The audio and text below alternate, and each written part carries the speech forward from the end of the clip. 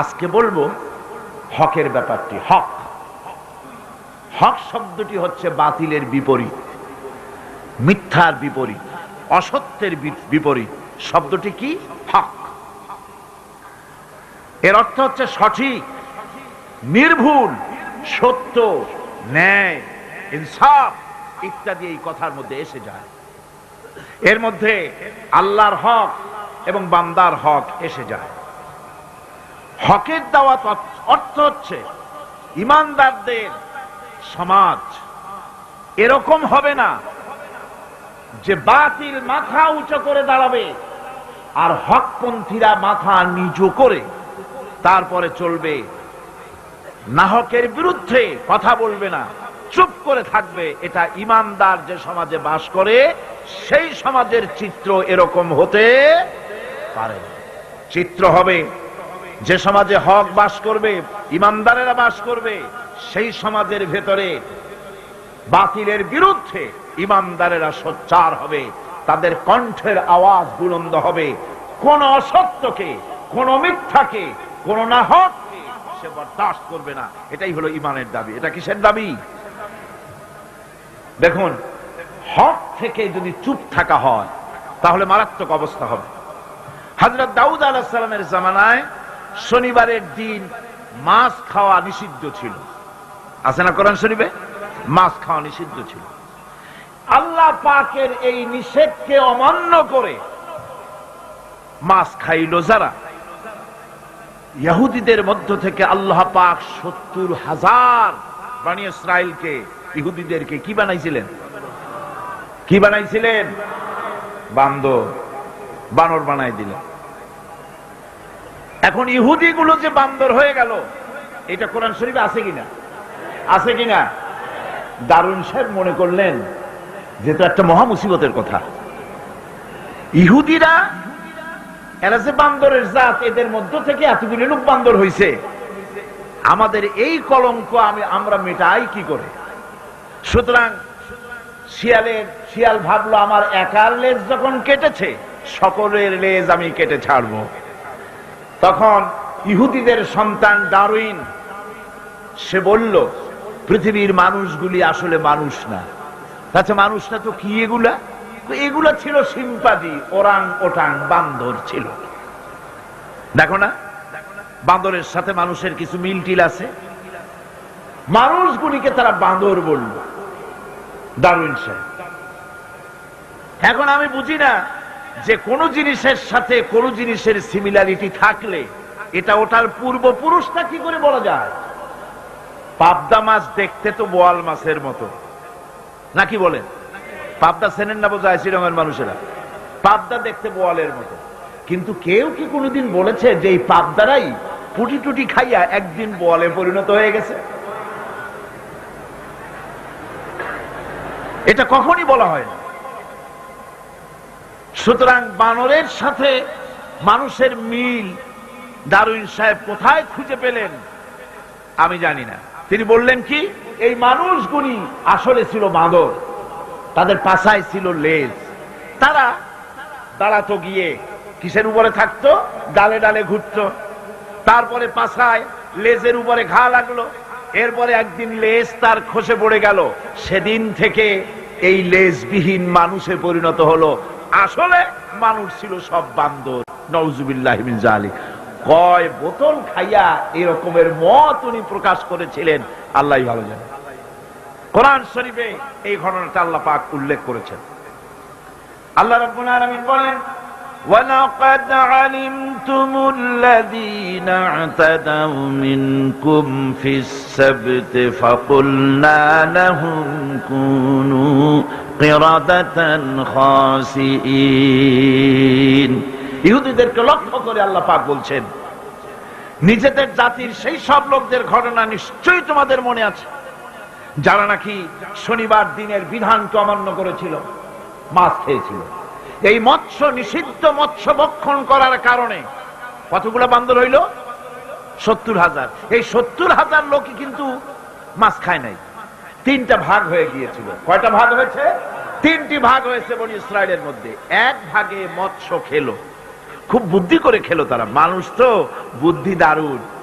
তারা চিন্তা করলো শনিবারে মাছ যখন খাওয়া নিষেধ, তো শনিবারের দিন মাছ যখন আসবে কেনারায় একটা বেড়া দিয়ে রাখবে, এমন করে শনিবারে এসে ঢুকবে, বাইরেতে পারবে না, রবিবার দিন ওইটারে ধরিয়ে ধরিয়ে মজা করে খাবো।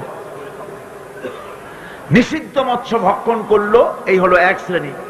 2 নম্বরে মাছ খায়ও নাই, নিষেধ করে নাই কাউকে। 3 নম্বরে মাছ খায় নাই, বরং আল্লাহর এই নিষিদ্ধ ব্যাপারটি জানাই দিয়েছে, খবরদার আল্লাহ নিষেধ করেছেন মৎস্য খেও না। তাহলে কয়টা ভাগ হলো? 3টি ভাগ। রব্বুল আলামিন ইহুদিদের মধ্য থেকে যারা নিষিদ্ধ মৎস্য, নিষিদ্ধ দিনে মৎস্য যারা ভক্ষণ করলো তাদেরকে, আর যারা মাছ খায় নাই, নিষেধ করে নাই, এই 2 শ্রেণীকে একত্রিত করে সবগুলারে গোষ্ঠী শুদ্ধা রাতারাতি বানর বানাইয়া দিলেন। তার অর্থ কি? এর দ্বারা বোঝা গেল হক কথা বলতে হবে। অন্যায় চুপ করে যদি সহ্য করেন, অন্যায় যে করে আর অন্যায় যে সহে, দুজনই কি? দুজনই সমান পাপী। আপনাকে নিষেধ করতে হবে, অন্যায়ের বিরুদ্ধে আপনাকে কথা বলতে হবে। লূত আলাইহিস সালামের জামানায় যখন জমিনটাকে উল্টে দেওয়ার জন্য অর্ডার হলো, তখন ফেরেশতা বলছিল, আয় আল্লাহ, এই জমিনে তো একটা লোক আছে যে 30 বছর পর্যন্ত তোমার ইবাদত করেছে, সেই লোকটারে তো সরাবার ব্যাপারে তুমি কিছু বললা না। আল্লাহ রাব্বুল আলামিন বললেন, জমিনটা উল্টায়া ওর মাথায় আগে রাখো, ওরে শুদ্ধা জমিনটারে উল্টায় দাও। কারণ গোটা জাতি যখন আমার সঙ্গে নাফরমানি করছে, আমার নবীর সঙ্গে নাফরমানি করতেছে, তখন এরা কথা বলে নাই। এই লোক নিজের ইবাদত নিয়ে ব্যস্ত ছিল, নিজেকে জাহান্নাম থেকে বাঁচাবার চেষ্টা করেছে। গোটা জাতি জাহান্নামে যায়, সেজন্য ভুরুক্ষেপ করে নাই। হক কথা বলতেই হবে। হক যে বলবে না, হক থেকে যে চুপ থাকবে, সে হচ্ছে শয়তানুন আখরাস, বোবা শয়তান। রাসূলুল্লাহ হাদিসে বলেছেন, হক থেকে যে চুপ থাকে সেটা কি শয়তান? বোবা শয়তান। এখন আপনাকে বিপদ মুসিবত থেকে বাঁচার জন্য হকের দাওয়াত দিতে হবে, তা না হলে আল্লাহ পাক ক্ষমা করবেন না। না হক যখন সমাজে চলতে থাকে, হকের আওয়াজকে, একজনকে হলেও হকের আওয়াজ বুলন্দ করতে হবে। কোরআনে কারিমে রব্বুল আলামিন বলেন, واتقوا فتنة لا تصيبن الذين ظلموا منكم خاصة। সতর্ক থাকো, বেঁচে থাকো ওই সব বিপদ থেকে, মুসিবত থেকে, যেই বিপদ শুধুমাত্র বিপদের কারণ যারা, ওদের জন্যই নাজিল হবে না, বরং যারা সহ্য করে তাদের উপরও বিপদ আসবে। যারা বিপদের কারণ, গুনাহের কারণ, শুধু ওরাই ধ্বংস হবে না, যারা সহ্য করবে তাদেরকেও আযাবের মধ্যে নিপতিত হতে হবে। একটা দৃষ্টান্ত দিলে বুঝবেন। আপনার বাড়ির সামনে ড্রেনের ভিতরে বিড়াল মরে পড়েছে, কুকুর মরে পড়েছে, আপনি নাকে রুমাল দিয়ে যান, বাড়িওয়ালা ভালাইতেছে না, আপনিও ভালাবার চেষ্টা করতেছেন না। এখন এইটা পচে গলে দুর্গন্ধ হয়ে পরিবেশ নষ্ট করে দেবে। তখন এই মরা কুকুরটার দুর্গন্ধে শুধু বাড়িওয়ালাই অসুস্থ হবে না আশেপাশের লোকেরা অসুস্থ হবে? বলেন আপনারা, সবাই অসুস্থ হয়ে পড়বে। সুতরাং বাড়িওয়ালা যদি না ফেলায়, আপনার দায়িত্বে আপনাকে ফেলতে হবে।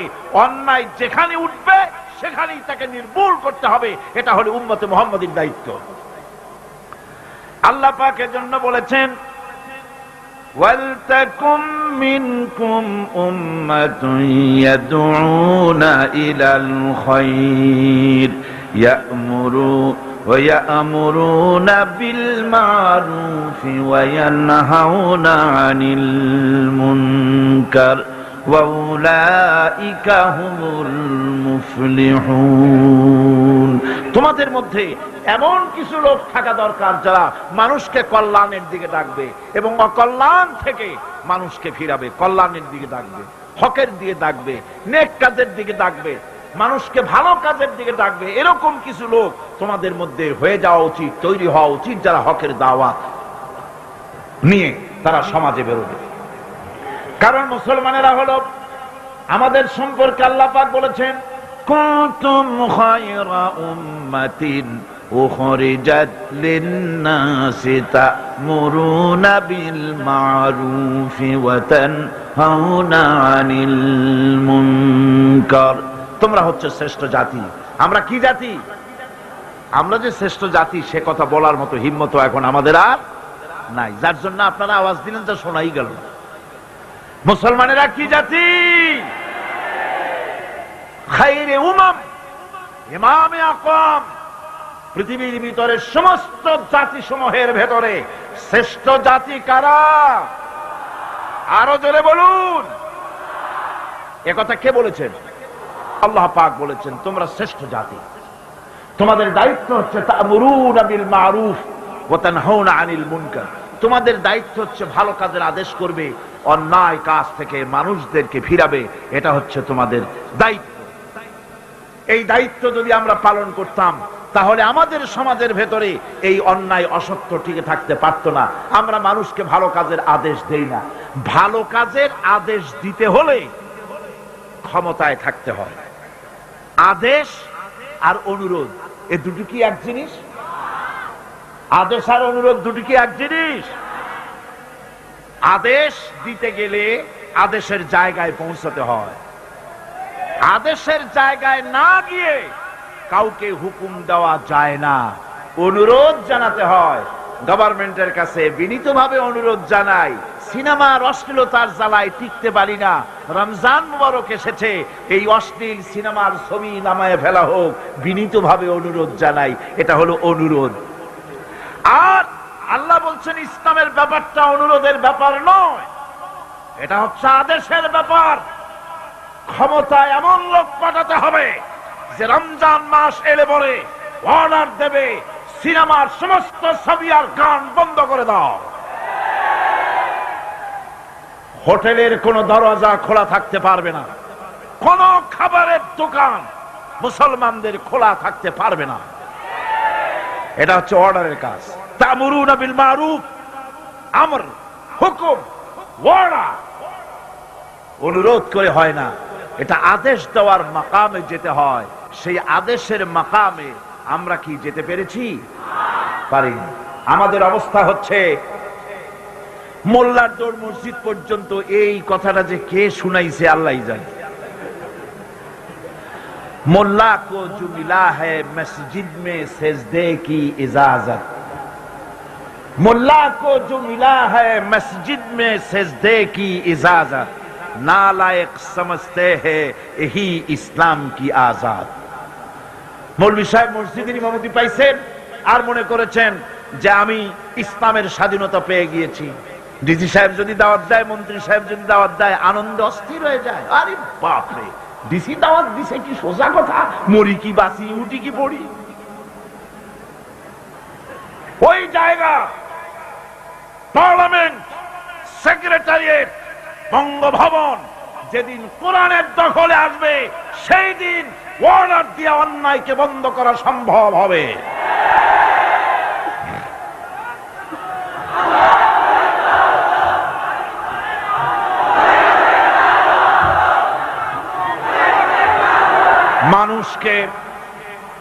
মানুষকে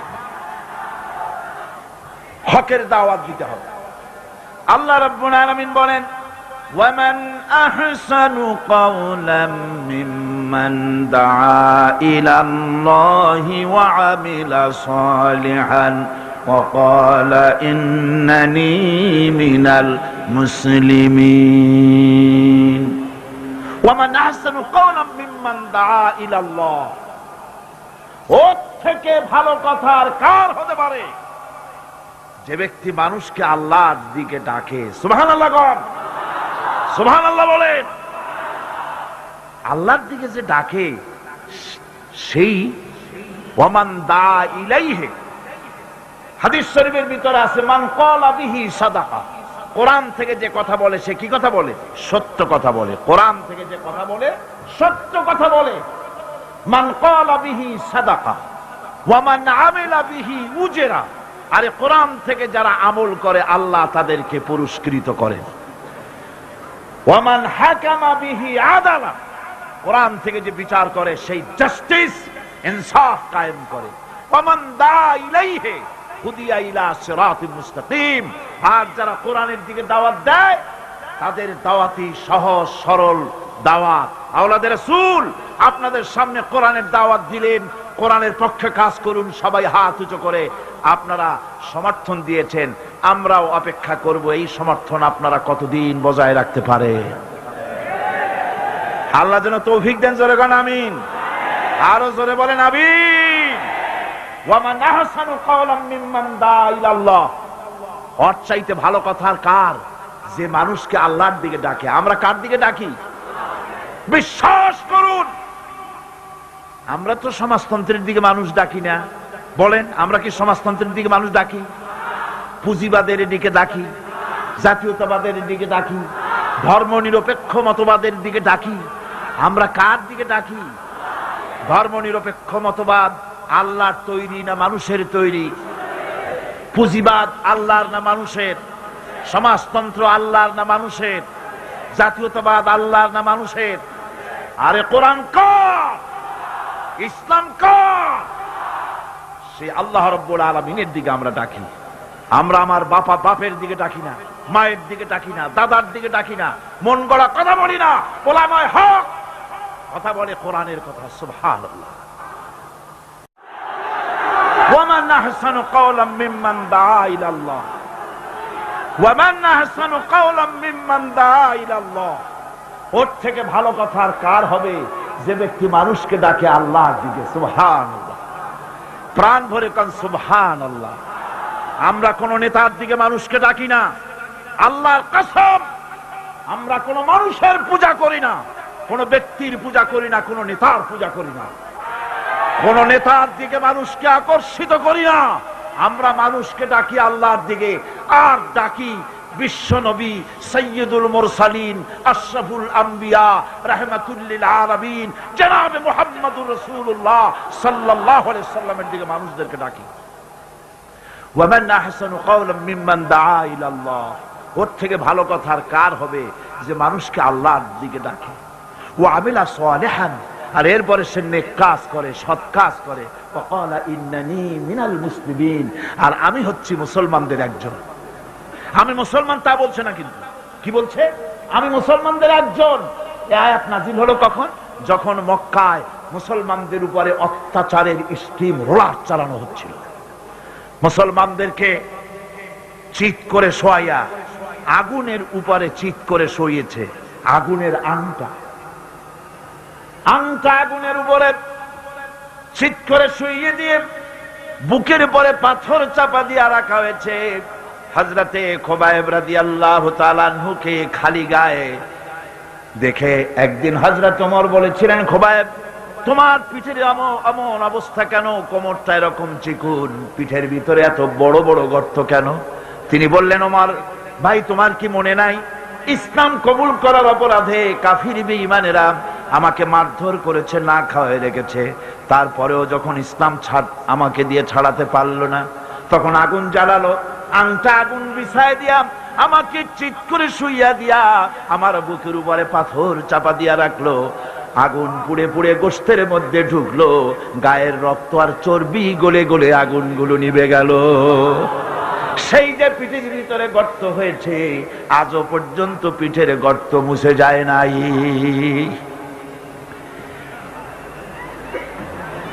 আল্লাহ পাক বলছেন, ওয়াকালা ইন্নানি মিনাল মুসলিমিন।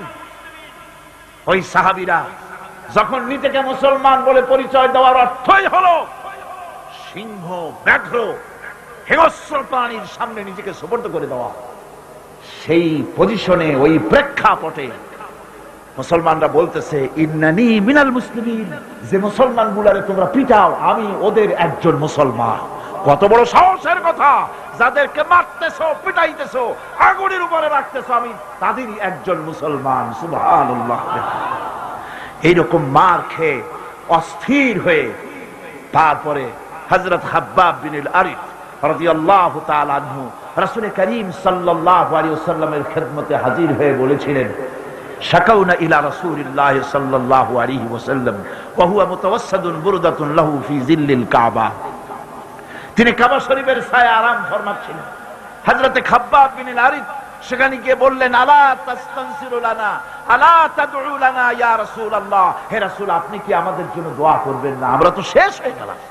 হুজুর বললেন, হুজুর উঠে বসলেন আর বললেন, দেখো তোমরা এখনই ব্যস্ত হয়ে গেল, এখনই ব্যস্ত হলে তোমাদের আগে যারা দিন প্রতিষ্ঠিত করতে এখানে এসেছিল তাদেরকে কাফেরেরা তাদেরকে ধরতো, তাদের জন্য গর্ত খনন করত, তারপরে তার মধ্যে কোমর পর্যন্ত দাবাই দিত।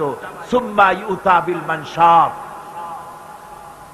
ফায়ুদাউ আলা রাসিহি ফায়ুজআলু নিসফাইন, এরপরে করাত মাথার উপরে রেখে জীবিত মানুষটাকে করাত দিয়ে চিরে দুই টুকরা করে ফেলে দিত। মা ইয়াসুদ্দুহু যালিকা আন দীনে, এত বড় অত্যাচার করেও মুসলমানদেরকে আল্লাহর দ্বীনের রাস্তা থেকে এক চুলও সরাই দিতে পারে নাই। ওয়াল্লাহি লা ইউতাম্মান্নাল্লাহু হাযাল আমর, আল্লাহর নামে কসম করে বলছি, এমন এক সময় আসবে যখন মানুষেরা যাতায়াত করবে, সুন্দরী রমণীরা যাবে, সওদাগরেরা যাবে, টাকা নিয়ে পয়সা নিয়ে চলাফেরা করবে, লা ইয়াখাফু ইল্লাল্লাহ, আল্লাহ ছাড়া মনের মধ্যে কারো ভয় থাকবে না। সুবহান সুবহান, আল্লাহ ছাড়া কারো ভয় অন্তঃকরণে থাকবে না। এরকম সময় আসবে, ওয়ালাকিন্নাকুম তাস্তাজিলুন, আসলে তোমরা বড্ড তাড়াহুড়ো করছো, এত তাড়াহুড়ো করো না, অপেক্ষা করো, আমি নবী কসম করছি এমন সময় আসবে। রাসূলুল্লাহ ওয়াদা করেছিলেন, সেরকম সমাজ আসছিল না আসে নাই? আসছিল কিনা জোরে গণ? আসছিল। আল্লাহ পাক বলছেন হকের দাওয়াত দিতে হবে, আর এই দাওয়াত দিতে গিয়ে কিছু পরোয়া করা যাবে না। এই দাওয়াত দিতে গেলে বিপদ আসবে, মুসিবত আসবে, কষ্ট হবে, রক্ত দিতে হবে, জীবন দিতে হবে, তার উপরে ইসলামের রাষ্ট্রের প্রাসাদ নির্মাণ হবে। এই শহরের বড় বড় বিল্ডিং আছে না, আছে কিনা? এই বিল্ডিং গুলির কাছ থেকে আপনি হেদায়েত নিতে পারেন। বিল্ডিং এর কাছ থেকে হেদায়েত নেবেন কি? বিল্ডিং এর কাছ থেকে হেদায়েত নেবেন, বিল্ডিং তৈরি করতে গিয়ে কিছু ইট ভেঙ্গে চুড়ে টুকরা টুকরা হয়ে মাটির তলে যেতে হয়েছে নাকি হয় নাই? মাটির তলে যে ইটগুলি গেল, সেই ইটেরা যদি বলতো আমরা মাটির তলে যাব না, আমরা উপরে থাকবো, যাতে করে বার্জারের রং আমার গায়ে লাগে, এটা যদি বলতো, তাহলে বিল্ডিং কি তৈরি হইতে পারতো? বিশাল একটা বিল্ডিং, 100 তলা বিল্ডিং তৈরি করতে গিয়ে শত সহস্র ইটকে টুকরা টুকরা হয়ে মাটির তলায় মাদফুন হতে হয়েছে। তার উপরে বিল্ডিং এর ফাউন্ডেশন হয়ে গেল, তার উপরে বিরাট বিল্ডিং দাঁড়ায় গেল। ইসলামের বিল্ডিং যদি বানাতে চাই, ইসলামের রাষ্ট্রের ইমারত যদি করতে চাই, আপনার মতো আমার মতো হাজারো লাখো মানুষকে শহীদ হয়ে মাটির তলায় চলে যেতে হবে। এরকম শাহাদাতের উপরে ভিত্তি করে ইসলামের ইমারত গড়বে, নইলে হবে না। শাহাদাতের তামান্না দিলের মধ্যে থাকতে হবে। আছে আপনাদের শাহাদাতের তামান্না? আছে।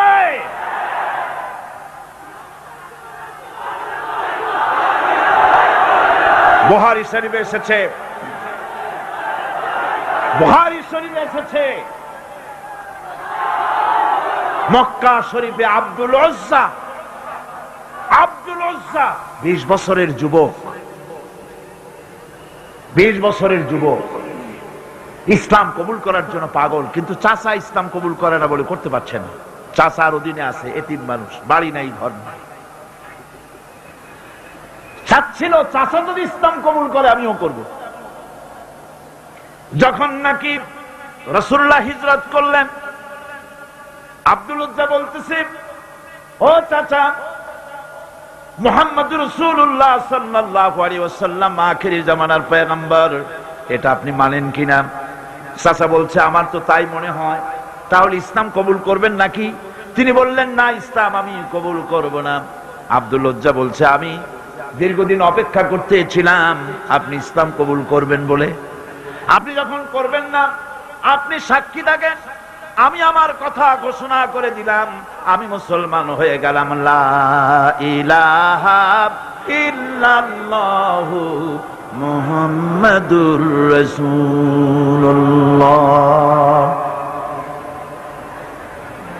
চাচা বলছে, এই কালেমা পড়ার অর্থ কি তুমি জানো? বলে, না, জানি না। এর অর্থ হচ্ছে, তোমাকে আমি যা দিয়েছি, বাড়ি ঘর টাকা পয়সা উট ঘোড়া সব আমাকে ফিরায় দাও। তিনি বললেন, সব তুমি নিয়ে নাও। চাচা বলছে, এটাই শেষ নয়, তোমার গায়ের যে জামা আছে, পরনে লুঙ্গি আছে, এটা আমার, এটাও দিতে হবে। গায়ের জামা পরনের কাপড়টাও খুলে দিয়ে দিলেন। কত চড়া দামে ইসলাম গ্রহণ করেছে, কত চড়া দাম। উলঙ্গ অবস্থায় মায়ের কাছে গিয়ে হাজির। 20 বছরের যুবককে উলঙ্গ দেখে মা 2 হাত দিয়ে চোখ ছেপে ধরেছে। বাবা, তোমার এই অবস্থা কেন? তিনি ঘটনা শোনালেন। মা বললেন, আমার কাছে কি চাও?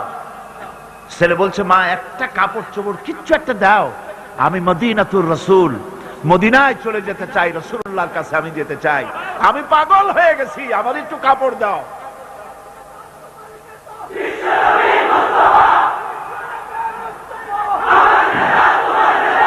একটুখানি একটা ছেঁড়া কম্বল দেওয়া হলো। এই কম্বলটা দিয়ে তিনি পরলেন ঠিকই, কিন্তু হাঁটু ঢাকলো না। এই অবস্থায় বহু কষ্ট করে মদিনা মুনাওয়ারায় পৌঁছে গেলেন। রাসূলুল্লাহর সঙ্গে দেখা হলো। হুজুর দেখলেন উদ্ভ্রান্ত যুবক, মাথার চুলগুলো এলোমেলো, চেহারায় ক্ষুধার্তের ছাপ। জিজ্ঞেস করলেন, তুমি কে? তিনি বললেন, আমি আব্দুল উজ্জা, আমি মুসলমান হয়েছি। তোমার এই অবস্থা কেন?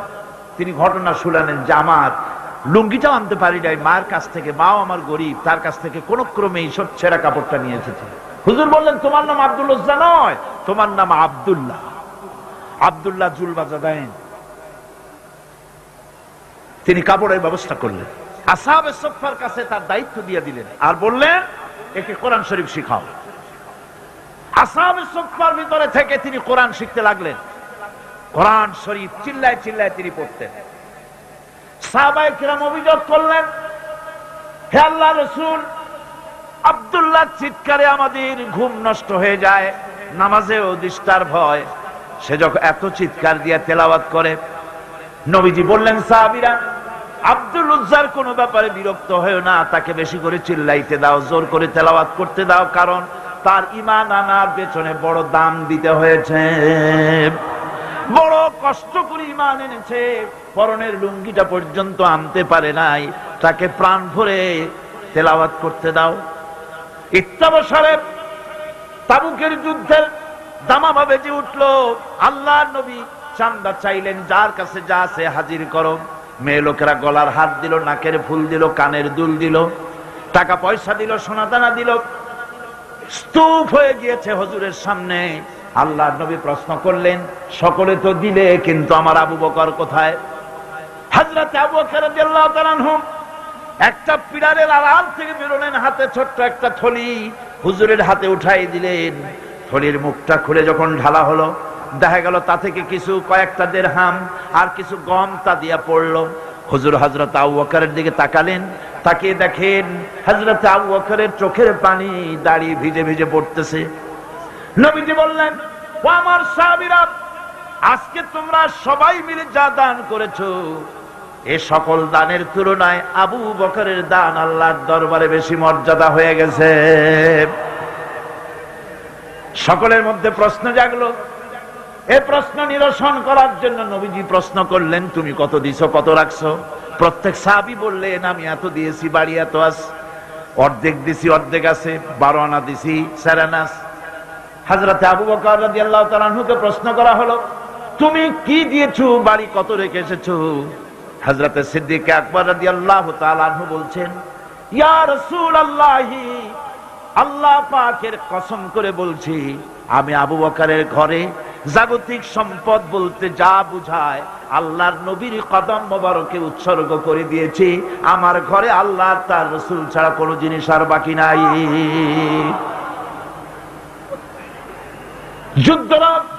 যুদ্ধের জন্য রওনা হয়ে গেলেন 30,000 সৈন্য নিয়ে। আল্লাহর নবী তাবুকের যুদ্ধের দিকে রওনা হলেন।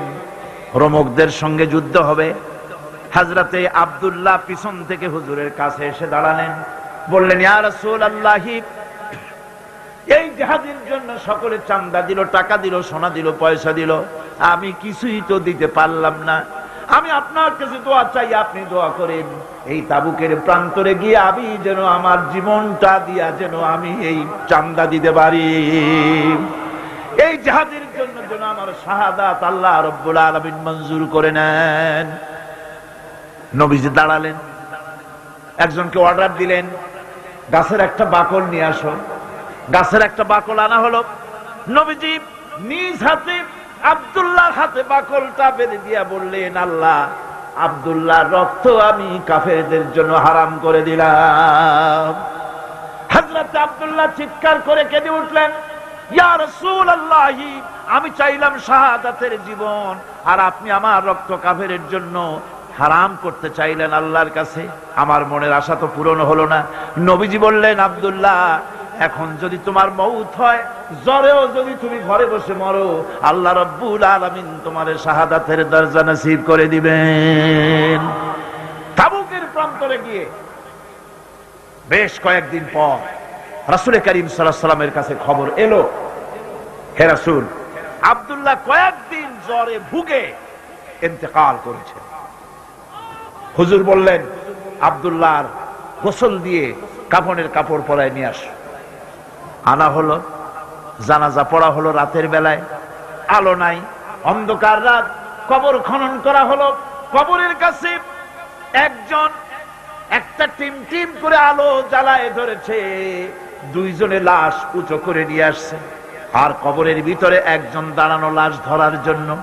যিনি কবরের ভিতরে দাঁড়ানো, তিনি বলতেছেন, লাশ দুইজনে তোমরা আনতেছো, খবরদার তোমার ভাইয়ের সাথে যেন বেয়াদবি না হয়। কবরের কাছে এসে যখন লাশ দিয়ে দেওয়া হলো, কবরের ভিতরে দাঁড়ায়া লাশ যিনি ধরলেন, তিনি আর কেউ নন, তিনি বিশ্ব নবী মুহাম্মদুর রাসূলুল্লাহ সাল্লাল্লাহু আলাইহি ওয়াসাল্লাম। আল্লাহ যে বহন করে এসেছেন, তার একজন হযরত আবু বকর, একজন হযরত ওমর রাদিয়াল্লাহু তাআলা আনহুমা লাশ বহন করে এসেছেন।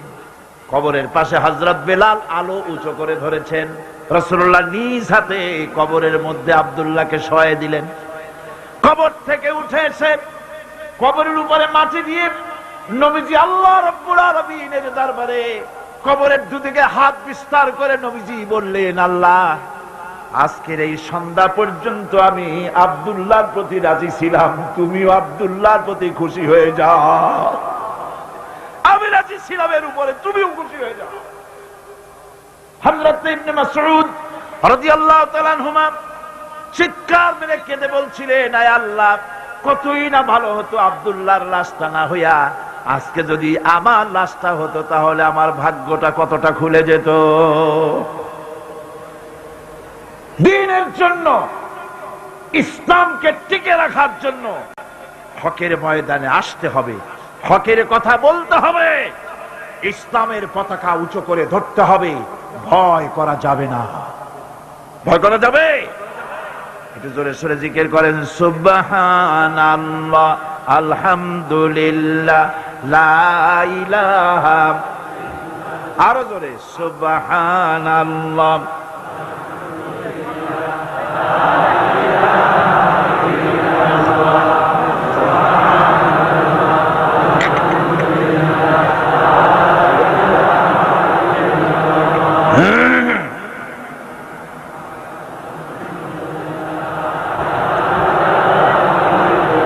লা ইলাহা ইল্লাল্লাহু মুহাম্মাদুর রাসূলুল্লাহ। বন্ধুগণ, কোরআন শরীফের এই তাফসীরের মাহফিলে আমরা সব সময় হক কথা বলি, ঠিক কিনা? 20 বছরের ইতিহাস তার সাক্ষী। দেশি বিদেশি আন্তর্জাতিক দুনিয়া মুসলিম নির্যাতনের, মানবতা নির্যাতনের বিরুদ্ধে আমরা কোরআনের মাহফিল থেকে কথা বলে থাকি, ঠিক কিনা? আমি আগেই বলেছি, আক্ষরিক অর্থে এ মাহফিল কোন রাজনৈতিক দলের মাহফিল নয়। এটা কোরআনের মাহফিল। জোরে বলেন কিসের মাহফিল? আর কোরআনের মাহফিল থেকে যদি হক কথা বলা না হয় তাহলে হক কথা বলা হবে কোথায়? ঠিক কিনা? মুনাজাতের পর আজান হবে বা জামাতে সার নামাজ আদায় করে যাবেন। আল্লাহুম্মা আমিন। রব্বানা যালামনা আনফুসানা ওয়া ইন লাম তাগফির লানা ওয়া তারহামনা লানাকুনান্না মিনাল খাসিরিন। রব্বানা লা তুযিগ কুলুবানা বা'দা ইয হাদাইতানা ওয়া হাব লানা মিন লাদুনকা রাহমাতান ইন্নাকা আনতাল ওয়াহ্হাব। আয় আল্লাহ তাআলা, বিশাল এই জনসমুদ্র নিয়ে তোমার অগণিত বান্দা বান্দাদের নিয়ে তোমার দরবারে হাত তুলেছি। আয় আল্লাহ, দয়া করে আমাদের জিন্দেগীর সমস্ত গুনাহ খাতাকে মাফ করে দাও।